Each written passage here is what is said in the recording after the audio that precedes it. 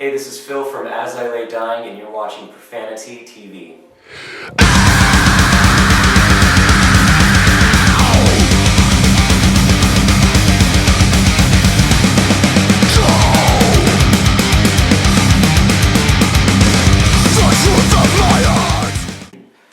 Hello, welcome back to Europe. Thank How you. are you doing? How's been the tour so far? Tour's been great. This is actually the last show, so we've been over here for about a month. We did a lot of UK, Germany, some other European countries, and Scandinavia. So this is the last show for us, but the rest of the tour goes on to Spain for a few more shows. So, do you feel tired? A little tired, yeah. We've had some bus problems the past couple days, so our brakes caught on fire yesterday morning. So the bus driver, we could hear something going on. It sounded like a tire popped, and then pull over, and then our bus driver comes up yelling at like 8 in the morning, like, brake fire, like, emergency, everyone out of the bus. And then smoke started coming up, and we're like, oh man, this is too crazy this early in the morning. But the good thing is everybody is fine. Everybody's fine, yeah. And we got a new bus, everything. The whole situation's good now. But we leave tomorrow morning.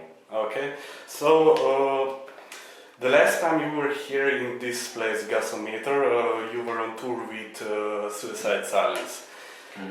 Can you share some great memories about Mitch Locker, who passed away? How was to tour with him? Oh, with the whole band, we shared a bus with them, so we were around each other all day for that whole tour, about a month, and yeah, we became really close friends with all them.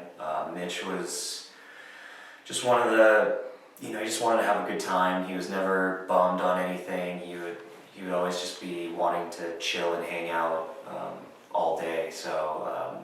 Yeah, Mitch he was a great guy, so it's very unfortunate to hear of him passing away. Okay, let's have a word about the latest release, Awakened, which was released about a month and a half ago. Can you tell me about what is the meaning of the title of this album? How do you feel awakened after this? I think our singer, he's just, he's kind of gone through some personal experiences as of late. So a lot of things were kind of coming to a head in his life, and I think he just, had a sense of enlightenment, like he was awakened by, some new decisions he'd have to make in his life, and that was pretty much the general meaning.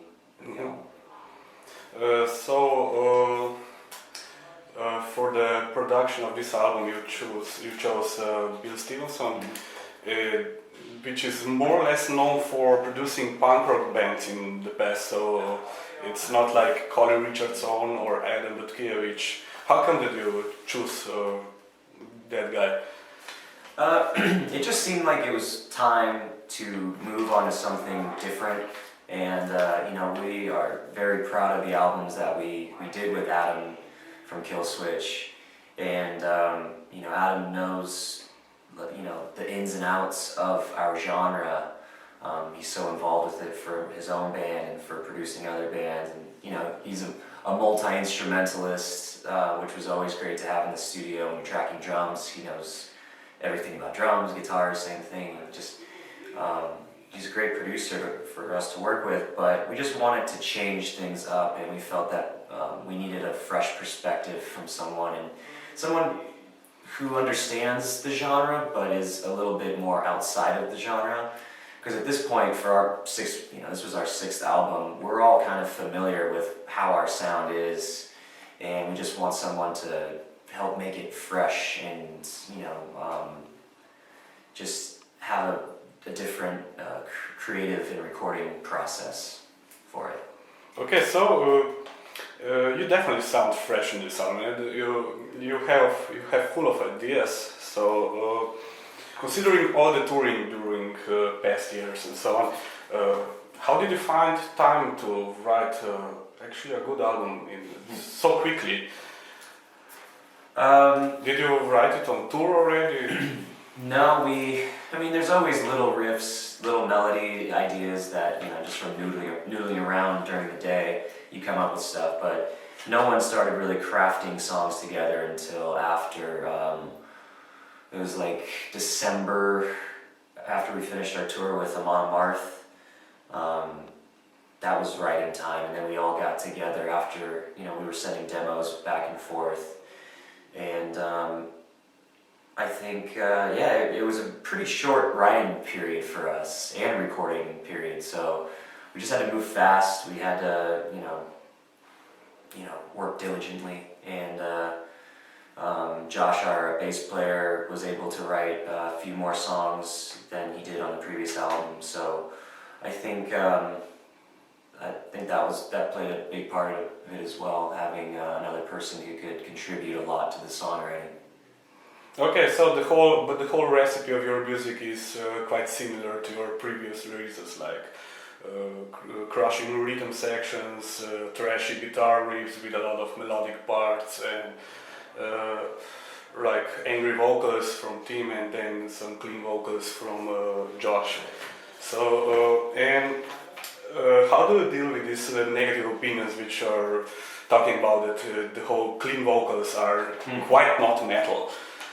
Yeah, I mean, it's, there are some bands that I'm like, you don't need the clean vocals, like, from the start of the song till the first chorus, you're like, yeah, this is really good, aggressive, but we just come from, our style of writing was to have the impact, to add make the song more dynamic by having vocals come in.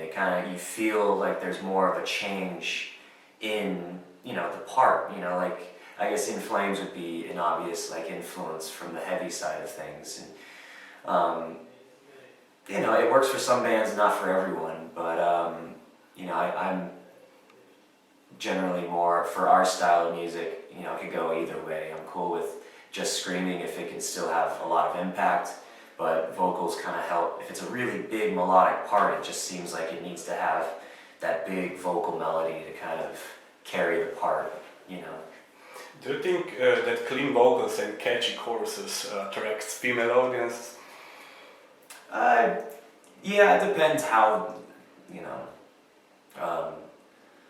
if it's it could be a pretty voice, like for a metal band, I guess maybe our singer's voice is a little pretty in a way, but there's other bands that can do,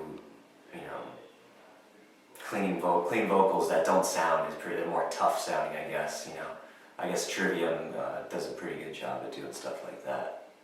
So Josh gets more chicks than any of you. Oh, what you're talking? No, oh no, I don't know if it's. I mean, for more than me, I'm married, so you can say that. Okay, let's have a little bit different questions. The election campaign in US has ended, so what's your basic opinion about the whole run of this election? Do you think it's necessary which side is on in the White House?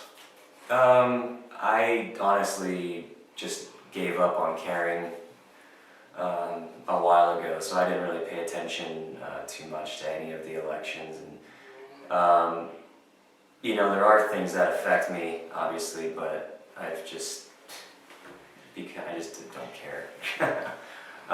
As long as I can keep making music and travel and pay my mortgage and all that stuff, I don't take care of my family. Like, that's all I care about. So yeah. Do you feel as a band the impact of the whole financial crisis? Is it in these days harder to tour, harder to live as a band? Yeah, you just have to adapt, and I think we've adapted well. Obviously, when a lot of people are out of jobs or don't have an excess of money to spend on going out to shows and all that, it definitely affects you. But you adapt to try to have reasonable ticket prices. And, I think our fan base is generally pretty young to mid-20s, teenagers in mid-20s. So I think they're able to, maybe not have like jobs making a ton of money, but enough, I guess. Maybe their parents pay for it. Who knows? Like, I think we've managed to survive, I guess. So you can actually live a normal life, not actually really wealthy or something. Yeah, it's just none of us really, we don't expect to have, be rich or anything, just to make a comfortable living where we live, which is expensive enough as it is, since we're from San Diego, so it's expensive. Okay, so let's conclude this interview. So do you have any messages left for the fans? How are you actually satisfied with the whole tour, considering that is your last day? Yeah, this was one of the best European tours that we've done over here, so I think it's just a good package overall from start to finish with all the bands, and I think us and Trivium, we're capable of sharing a lot of the same fans, so the whole night is just energetic for both of us. So yeah, it's been a great tour, and this was the first tour promoting Awaken, so I think we're off to a good start so far. Okay, So thank you very much. yeah.